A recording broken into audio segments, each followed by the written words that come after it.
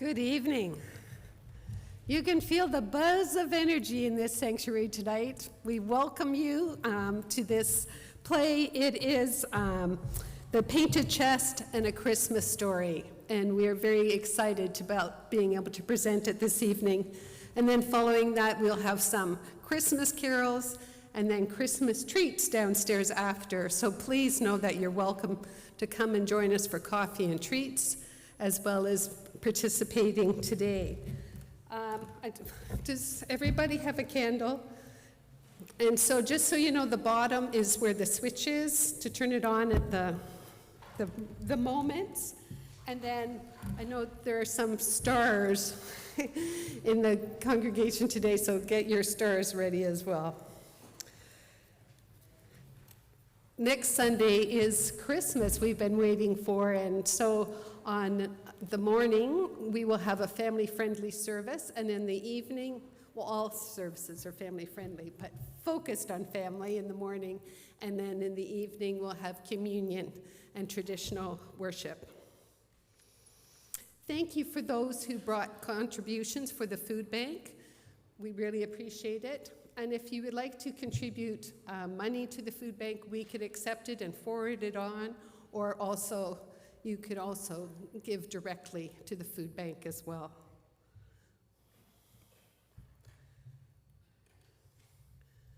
So we are ready, I think. So excuse me, I have to switch places.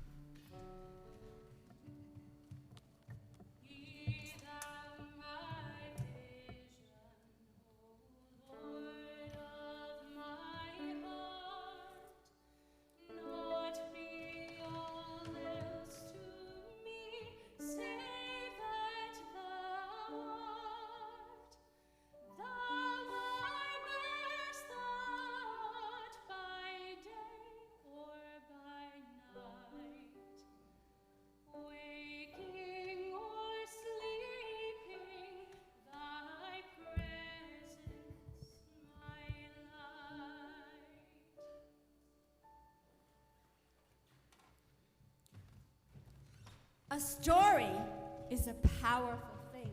It has mystery and magic deep inside. A story can share a secret or give comfort. Stories can teach us lessons to help us remember Important things we always knew. but maybe forgot until we heard the story. Stories help us know that we are not alone. Stories are gifts. In the chill of the early dawn, the villagers rose from their beds to begin another long day. They did not notice the cluster of wildflowers that struggled to face the sun.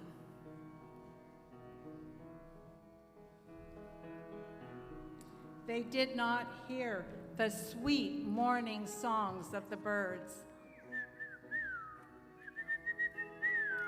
Exchanging solemn nods and a few words, they made their way down the tracks to plots of corn and barley. Cabbages.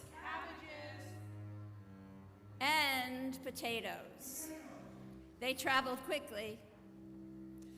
Their wooden carts creaking and rattling along the uneven ground. I just found this rock shimmering in the sunlight. Have you ever seen anything like it? It's just an ordinary rock, but it's cracked. And look what's inside. It's a sign. It's a sign.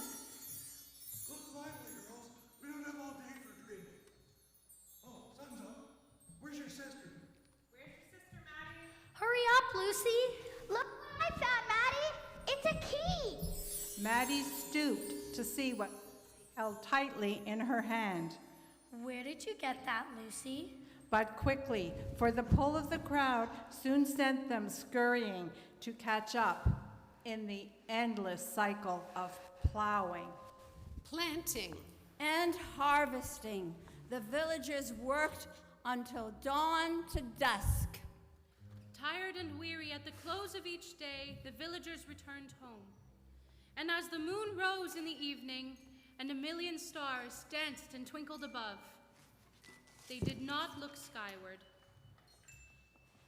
No, they did not. No, they didn't look skyward. Nope.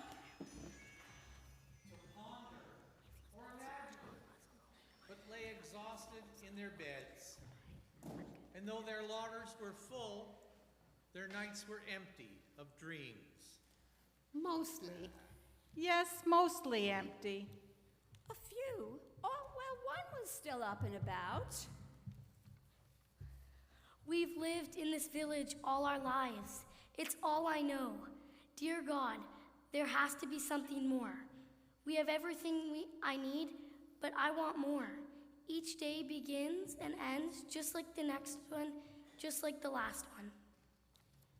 In the chill of the early dawn, the villagers rose from their beds.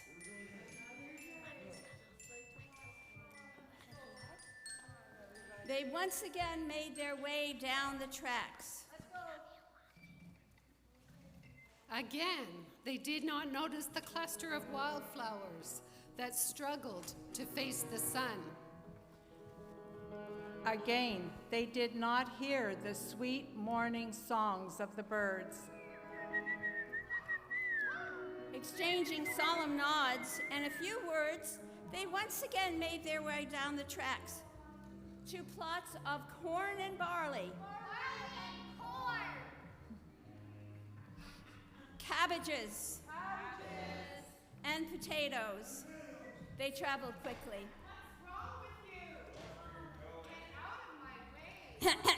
They traveled quickly. Their wooden carts creaking and rattling along the uneven ground. On the days when old Geordie The oldest person in the village. was too frail to tend to his crops, I would take him cabbages and corn. Corn and carrots today. Don't forget his potatoes. And he would tell us about the time before the famine. And she would tell me. Everyone in the village basically ignores old Geordie. Because he's old? Because he can't work, and because he talks about funny things, strange things about the time before the famine. We find his stories fascinating. Sometimes Maddie and her sister would awaken at night and gaze out the windows to where the fields lay bathed in moonlight. They wondered about the people who lived before the famine and what kind of world that they lived in. Though their larders were full, their nights were still empty of dreams. Mostly. Yes, mostly empty of dreams. Yes, well, a couple was still up and about. And each new day begins and ends, Just like the last one. just like the next one. In the chill of the early dawn, the villagers rose from their bed to begin another long day. They did not notice the wild flowers that struggled to face the sun. They did not hear the sweet morning songs of the birds.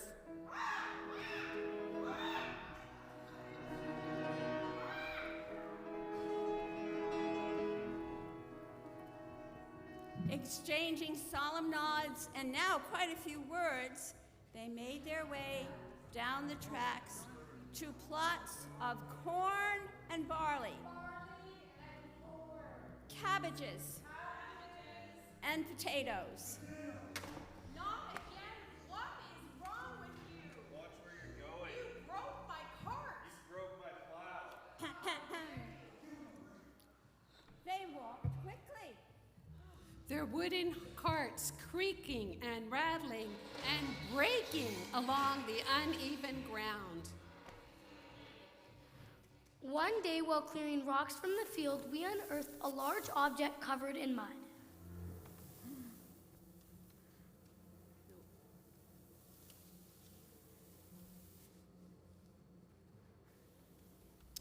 It was a large wooden chest with big brass handles. It was locked with a big rusty lock. We all gathered around to see what it was. Stand back, everyone. It's stuck under the heaviest rocks. I wonder what it could be. It could be dangerous. It could be dangerous. Maybe that's why it's buried. That's what it's buried. I think we should leave it alone. Cover it with more rocks and come back later. It could be valuable. Maybe we should open it. Valuable.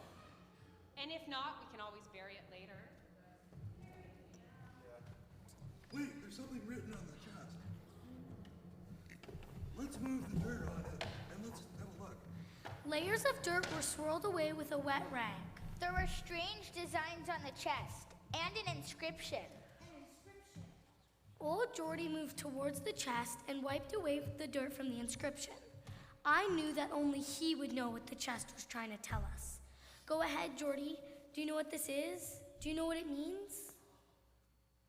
A precious treasure lies within, rich beyond imagining.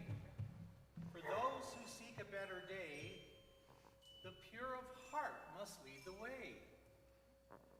The days will all be long and cold if you nourish body, but not the soul.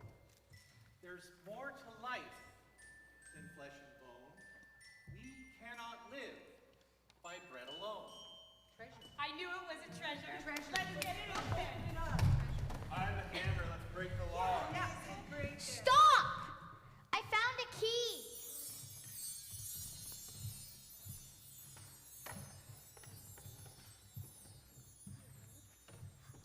With the promise of treasure before them, the villagers quickly flung the lid of the chest wide open.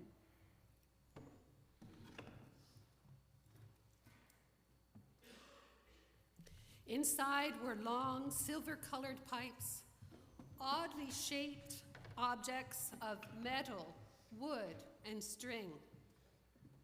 Many pairs of strange, flimsy shoes and tall wooden figures. The villagers rummaged hopefully for a while, but soon closed the lid and covered the chest with more rocks. Well, that's disappointing. I'm disappointed. Yeah.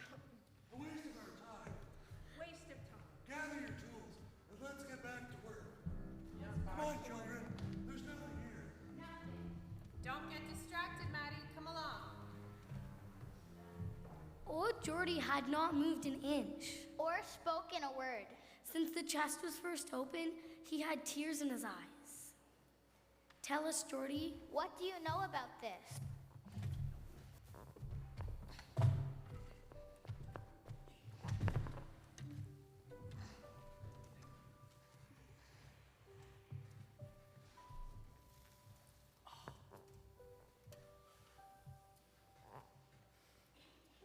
Before the famine, our lives were very different. Children played. There was work to do, yes, but we had time at the end of the day to watch the sunset. People would gather at others' homes to play music, tell stories, share food. If someone was old or ill, neighbors would come around to bring food to keep them well, like you, Maddie. Thank you. There was song and dance, and we celebrated. We celebrated. And at Christmas time, What's that? what's that? That was the time of year when God came to the world as a child. A child? The child, Emmanuel, God with us. And our lives and our hopes were renewed.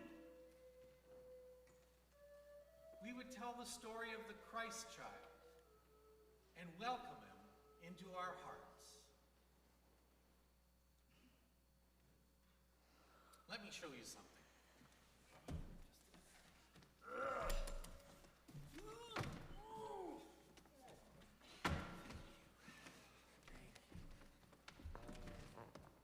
Here's my key. Thank you, thank you.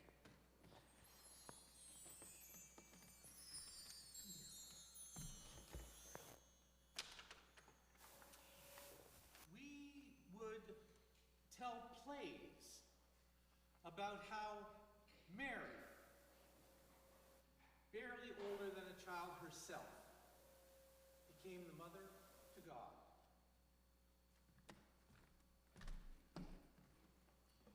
And Joseph, who honored and protected her.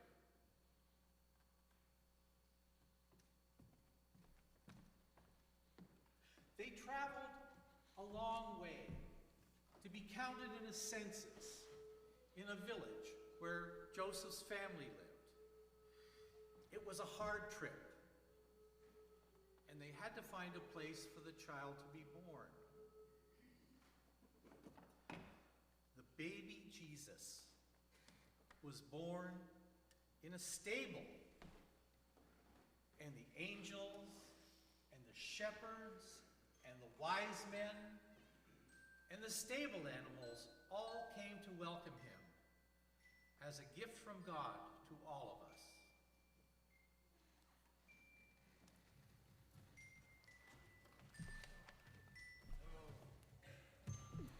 And we celebrated. Work stopped for celebration. Holidays, holy days. Our lives were in balance. We took the time to be enchanted by the sunrise, find joy in birdsong, get lost in music and dance and color.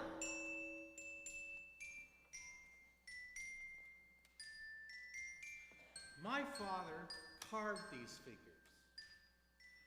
He was a great artist, and I watched him and was learning to become an artist myself. And then,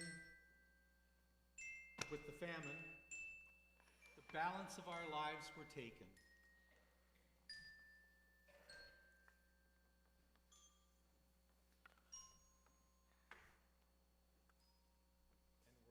away in this chest and buried. Now, there is only work. And for those that can't work, there's nothing. The children, who had never heard old Georgie say more than one or two words at a time, were astounded by the stories that were locked up inside of him. They listened until the day turned to dusk, and as the villagers made their way home, Maddie and the children led Geordie back to his home. But first, I took the tea back. Tired and weary at the end of the day, the villagers made their way home. And as the moon rose in the evening and a million stars danced at night, they did not look skyward. Nope, they did not look skyward. Nope, they didn't look skyward. But fell exhausted into their beds. And although their larders were full, their nights were empty of dreams. Mostly. Sort of. Well, a few villagers began to dream.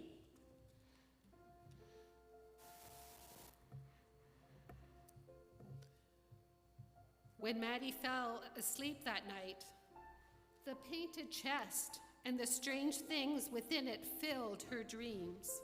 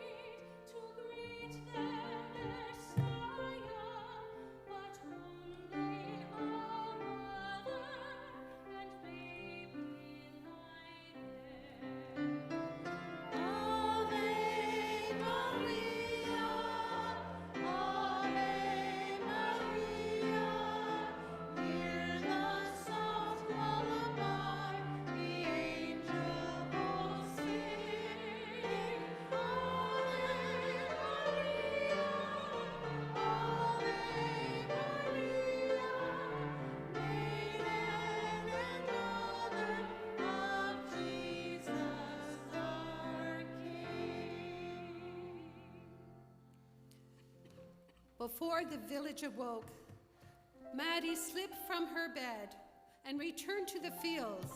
She might never have found her way in that dark, in the times of shapes and shadows.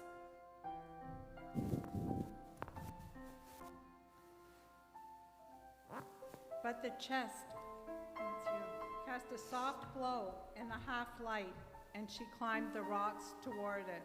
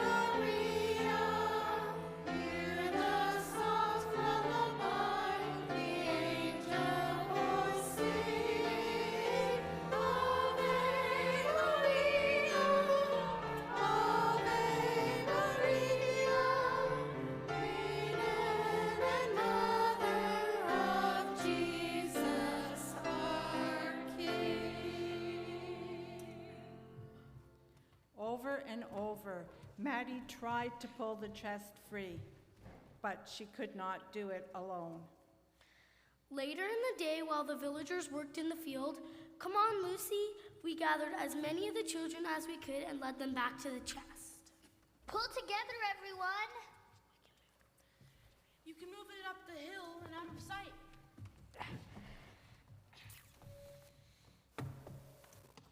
I'll stand back. You can open it, Maddie.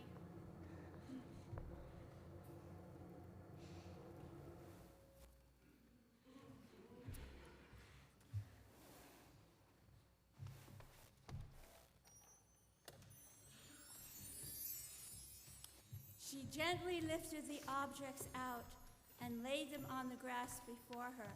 She studied the pictures inside the lid of the chest very carefully and handed an object to each of the children. She handed out the strange wooden shoes too, and she lifted a wooden pipe to her lips.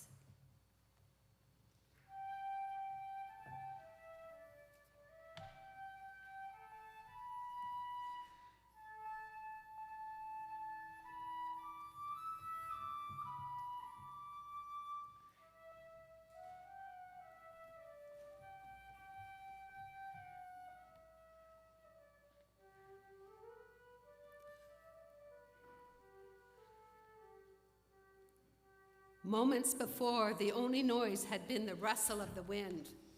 Now there was another sound. It was faint at first, but grew louder. Workers paused in their fields, dropping their tools to the ground. They stood motionless, hypnotized by the soft, sweet, lilting sound that drifted across them like a soft, warm blanket. Flocks of birds gathered and began to answer the music of the hills. And for the first time in a very long time, the villagers gazed skyward and heard their song too.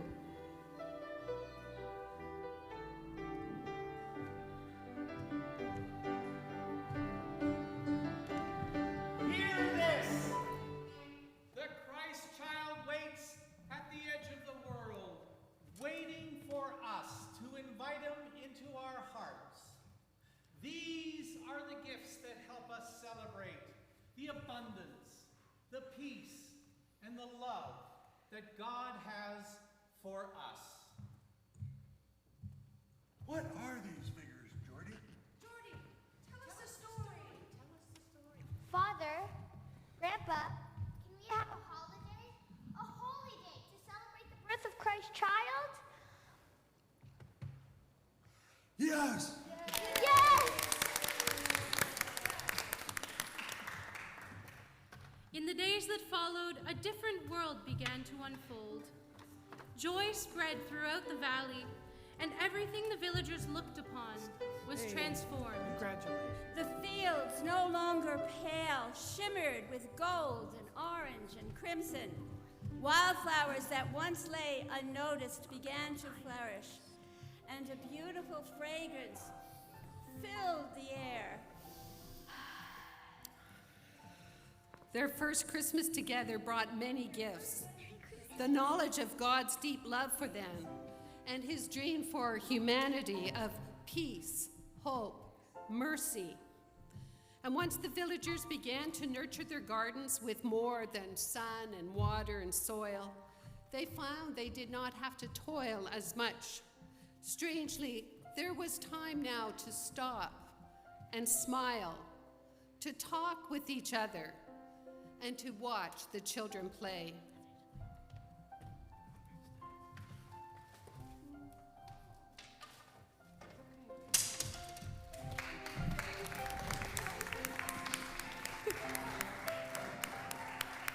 Music and dancing, laughter and color and praise became such a great part of the villagers' lives, they could not begin to imagine how they had ever lived without these.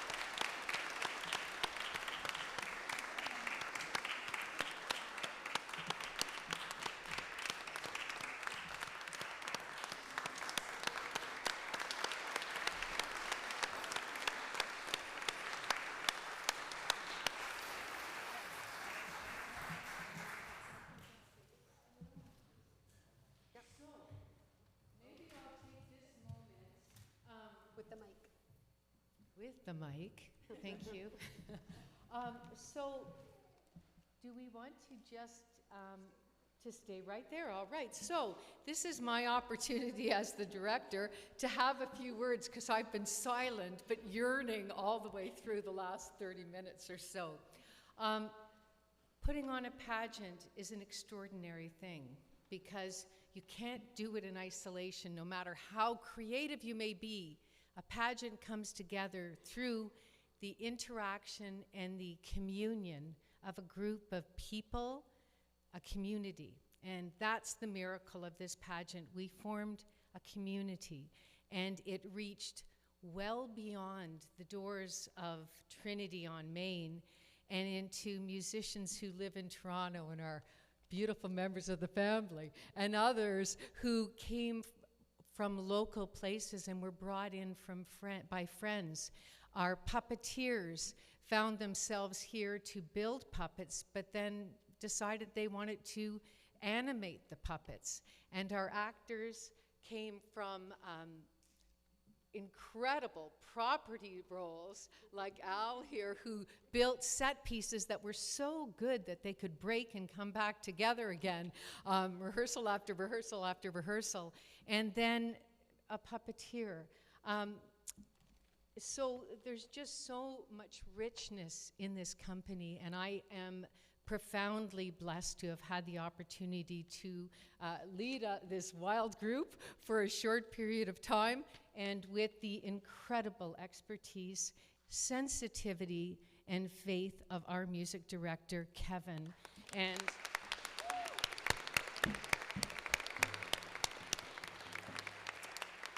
when we sing together, we not only create a beautiful sound, but it feels really good inside, because we start from a very sacred place.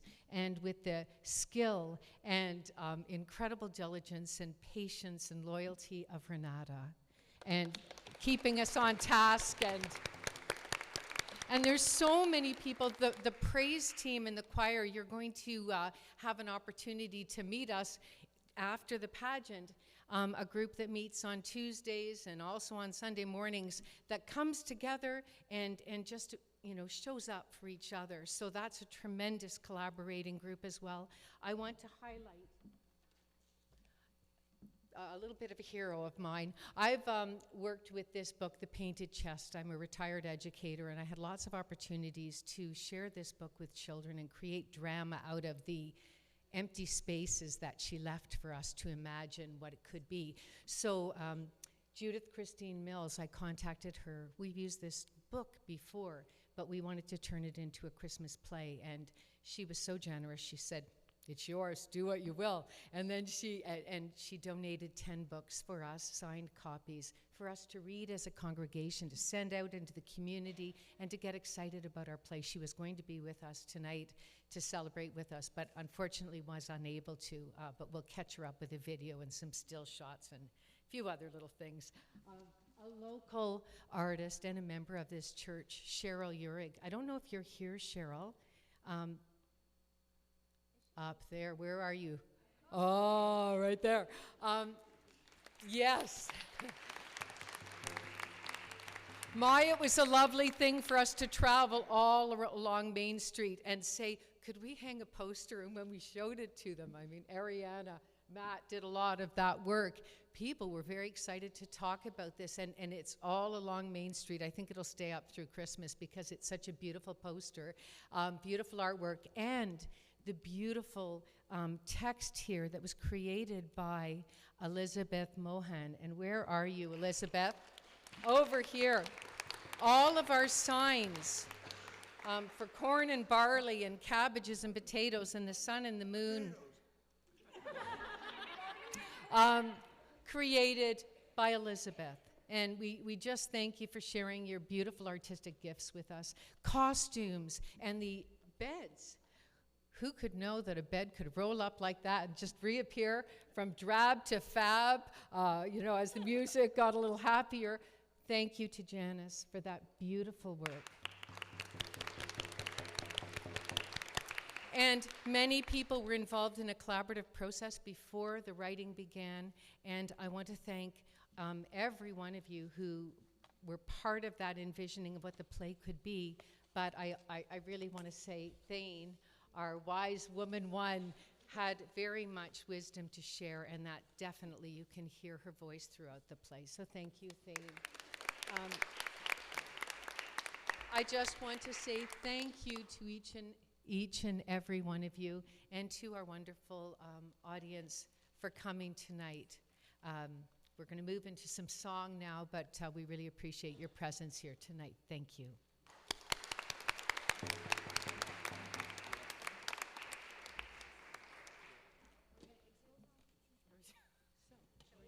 I think exit now. Let's do it.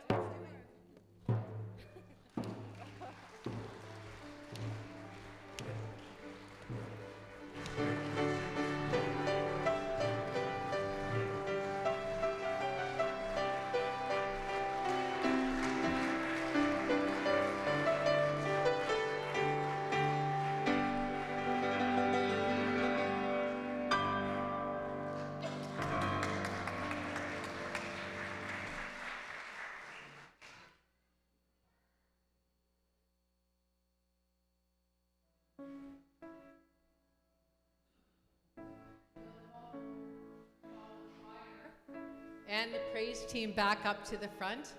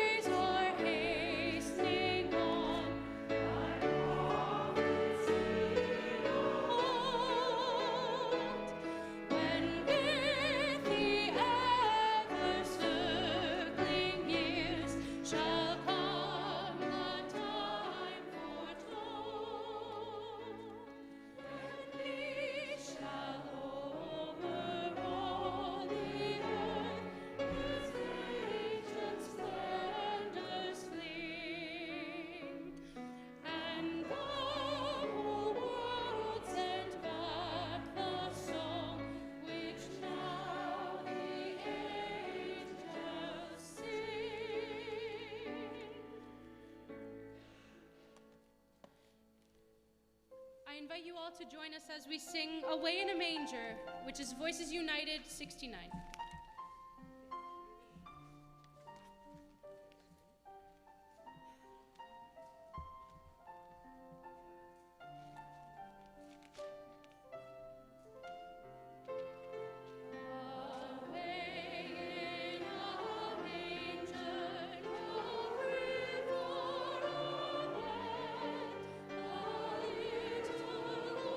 Jesus, lay down his sweet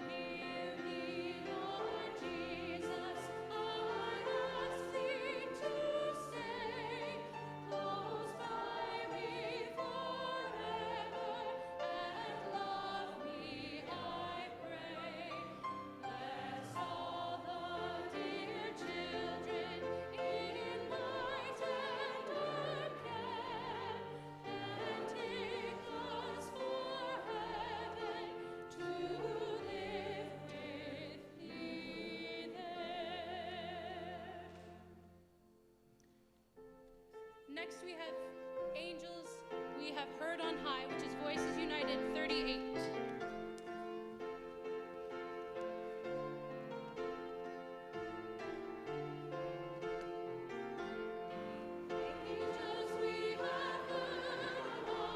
Sweetly singing o'er the plains and the mountains in reply, echoing their joyous strains.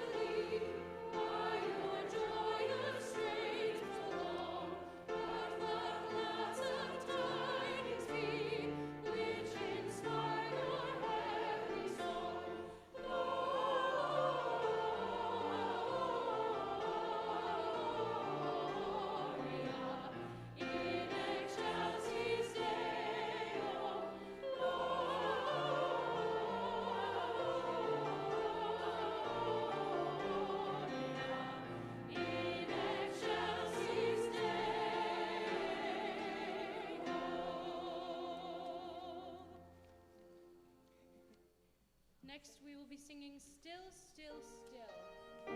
This is Voices United, number 47. Verses 1 and 3.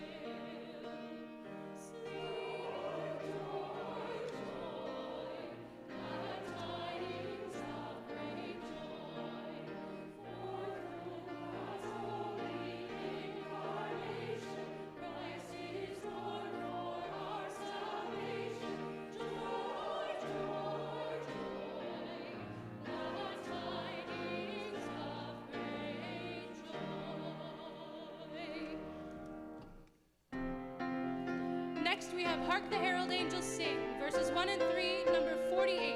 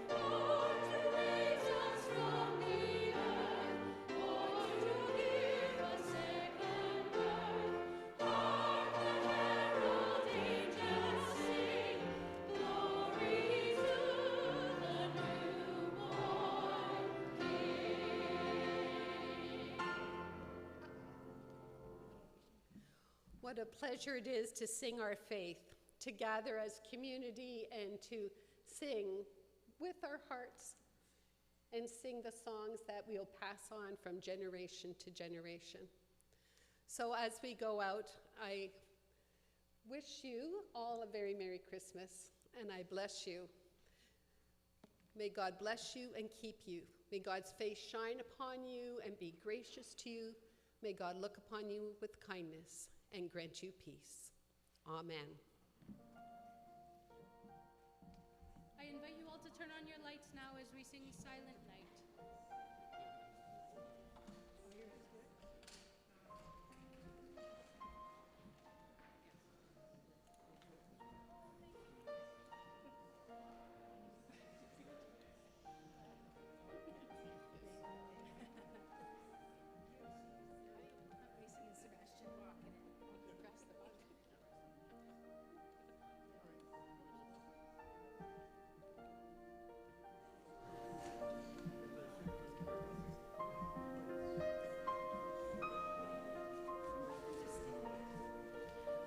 I invite you all to stand with us, if you're able.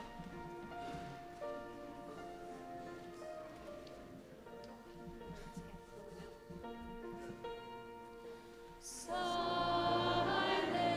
night, holy night, all is calm, all is bright, round yon virgin mother and child, holding infant so tender and mild, sleep in heavenly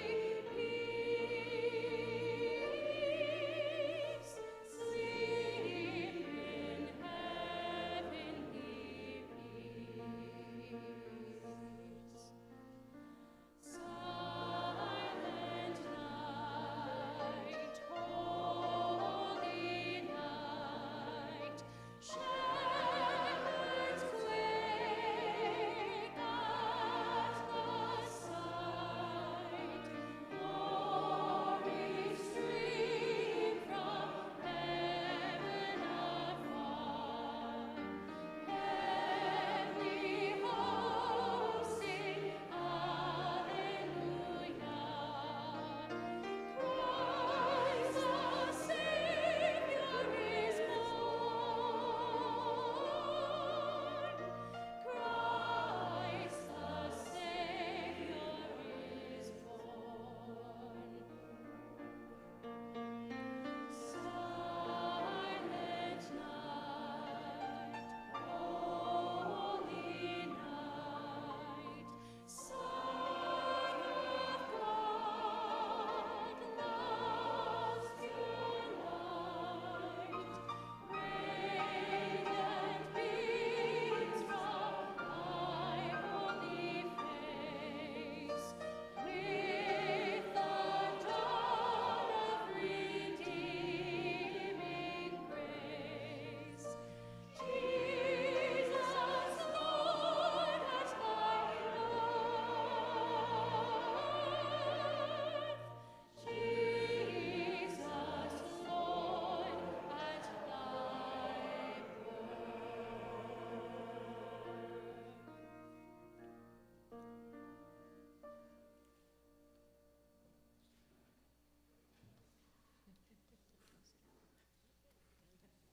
And I give one final invite to join us for coffee and refreshments following the service.